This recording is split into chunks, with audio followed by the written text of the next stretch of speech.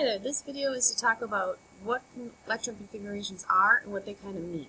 So this is kind of your first step on what is an electron configuration, what's it good for. So as a recap, the wave mechanical model told us that orbits don't exist anymore, we have orbitals, which are these bubbles that go in. So our kind of goal is to be able to how can we take an atom and actually visualize what an atom looks like? How can we see what the bubbles are? Now, Schrodinger had these wave functions that allow us to kind of see things on a graph, but how can I actually see an atom now if it's not actually orbits, like planets going around the sun? It's going to look something like this, which is a little more complicated. This is a simplistic kind of view, but we're going to get to that. So I want to start by talking about how it's like college. This is a shameless plug for the college I went to. This is my undergrad, Gustavus Adolphus, great little liberal arts school in Minnesota. So the thing about college is they have rules. Let's say, you've got all these freshman students coming in, and they've got to put all the students somewhere. Where do they put them? My school, they pretty much assigned us to places. I didn't get a pick as a freshman where I wanted to go. So, electrons are the same kind of thing. They are assigned where they go. For college, they're going to fill the lowest levels first, because they are actually the nicest. And if people are going to come and visit the campus, they're going to want to see that the first level is full of students. It's lively and everything's great. They don't want to see half-empty rooms. They'll think that college is awful. Step number 2, they're going to fill all the rooms on the floor with one student, and then they'll start doubling up. Why would you want to stuff a bunch of kids in a room if you don't really have to? And step number 3, they're going to find pairs of students that have different interests. Because if you think about it, if you're rooming with someone who's exactly the same as you, they're really going to get annoyed by the end of it all. So they're going to pair students with different interests. I think this is true. Me and my roommate that I got assigned to, she's entirely different than I ever was my freshman year. And you know what? She's my maid of honor in my wedding.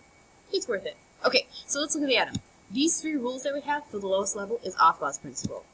Hund's rule says don't add 2 students into a room until you have to. That's Hund's rule with electrons. 3rd rule, Pauli exclusion principle. This is where you're going to have spin. Electrons spin one way versus the other way. Pauli exclusion says put in different electrons.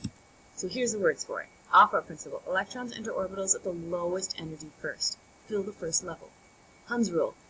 Don't have 2 electrons in an orbital unless you absolutely have to. Put in single electrons first, then double them up. Pauli exclusion rule. Electrons spin left or they spin right, counterclockwise or clockwise. And you put them all in one way before you're going to put them in as counterclockwise. Put them in as opposite directions.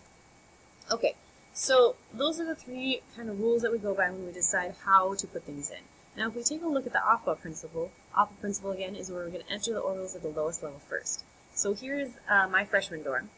And so this is a picture of the first floor. We're going to fill all the first levels first. But do you notice it has little wings? Like this part here is like a wing and a wing, and it's like a shape of the dorm that's different. Well, actually, each wing has a different kind of shape. For atoms, your energy level 1 has an S sublevel. In other words, it has an S wing. It has only 1 wing. The second level happens to have 2 wings, an S wing and a P wing. The third level, energy level, happens to have an S, P, and a D. And the fourth sublevel happens to have an S, P, D, and F. Okay. All this is going to make sense if I bring it all together at the end, so hang with me here. Each of these wings, see how I have each of them as rectangles, because this is what my dorm actually looked like. Each of these wings of the electrons, like the rooms that they're going to live in, happen to have different shapes, like the S. S is a circle shape. If you're a P orbital, if you happen to live in a P room, you happen to have these dumbbell type shapes. AP is not going to question you on what these dumbbells mean, by the way, so don't write that down. In the D-shaped ones, it's going to have this kind of bubbles. And finally, the F orbitals, you can see, I like to call them funky orbitals because they just look kind of funky. I personally love the donut. We're moving on. So, if we go back to the idea of Hund's rule.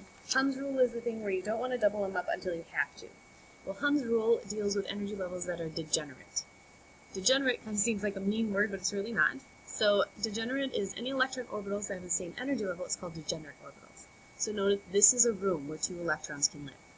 It is degenerate to this electron's room. Each box represents a room where 2 electrons total could possibly live.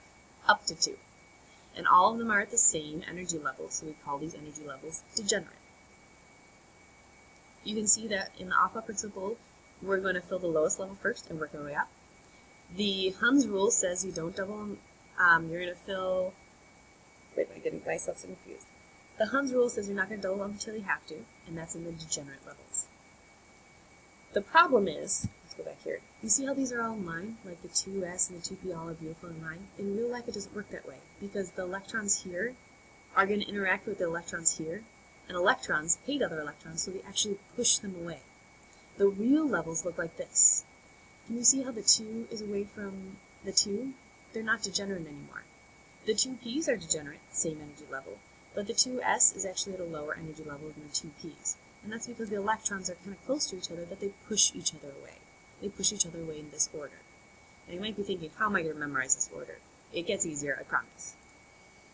So here are different rules. What I'm going to do next is take our different rules and try to apply it as best I can. I already covered this. Okay. So we go here. I'm going to take an element. Any element will do. I think the easiest thing to start with is hydrogen.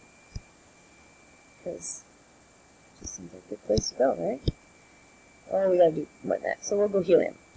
Here's helium. If you look on the periodic table, helium has a total of 2 protons. That means it has 2 electrons. 2 electrons. So I am going to house 2 electrons in here and follow the rules. The first rule is fill the lowest energy level first. We show electrons with arrows. You can use an up arrow or down arrow. It doesn't mean. But it doesn't matter which way you go. But the arrows show which way they spin, left or right, clockwise or counterclockwise. So if I have 2 electrons, first I'll fill the lowest energy level. Got it. Don't double them up until I have to. I have to double them up. So I will double them up with opposite spin. This is the 2 electrons, where 2 electrons live in helium. I would call this 1s, there are 2 of them, 2. 1s2. That is its electron configuration, 1s2. What this means is the 1 is the energy level. The s is the shape of the orbital, or in other words, it's the specific orbital it's in. And that orbital has a specific shape. So it really tells me the shape of the orbital. And this 2 is the number of electrons there. Alright, let's try a little bit trickier one. I'm going to go a little bit bigger. Let's go with magnesium. Okay, magnesium happens to be on the periodic table number 12. So it has 12 electrons. 12 electrons that I've got to fill in. So I'll fill in 1, 2, start at the bottom, work your way up. 3, 4, I double them up when I have to. 5, 6, 7 total electrons. See, I didn't double them up until I absolutely have to, but I'm only at 7 electrons. I got to get to 12. I'll start doubling. 8, 9, 10. I got 2 more to do. 11, 12. These are where the 12 electrons for magnesium live. I will draw the electron configuration for them. 1s2. 1s, and there are 2 of them. 2s2. 2s, and there are 2 of them. 2p, that's a 2p, and there are 6 electrons here. 6. 3s, 3s2. That is its electron configuration. Now what this really means, remember at the end, we're really just trying to figure out, like, what does an atom really look like? To go back, remember the S shapes? The S shapes are circles. The P shapes are dumbbells. Goes like sideways, like in and out of the paper. So if I apply this, if I wanted to draw an atom of helium in kind of a wave mechanical style, I have 1s electron, that's a 1s, that's a circle, and 2 electrons live in there. That's what an atom, that's the orbital bubble that a helium atom would look like. Magnesium gets a little trickier. You've got your 1s, that's a circle. You've got your 2s, that's also a circle, but it's a bigger one because it's second energy level. And the 2 electrons that are in 2s live in there. And then you have your 2p, and those are, here's 1, 2 electrons live in there. Here's 2, 2 electrons live in there. This goes this guy, this goes this guy, and this has this diagonal. And then 2 electrons live in here. And if I wanted to finally close it out with my 3s2, that's a little bit bigger of a circle. So if I kind of like smash all those together, you can imagine it's going to kind of look like this. It's got that 3s with some of the 2p's kind of like sticking out. Now this isn't exactly right. We'll get into why it's not right when we get to that part of our AP Chem curriculum. But all in all, we use the 3 rules to fill up these aufbau diagrams. The aufbau diagrams, which is what this thing is on the left, tell us how to write the electron configurations. The electron configurations tell us the energy levels with the numbers. It tells us the shape of the orbital with S, and it tells us the total electrons that live in there. Without the aufbau diagram, you're probably thinking, how am I going to do this? That's in the next video. How do you write electron configurations using the periodic table? I hope this helped.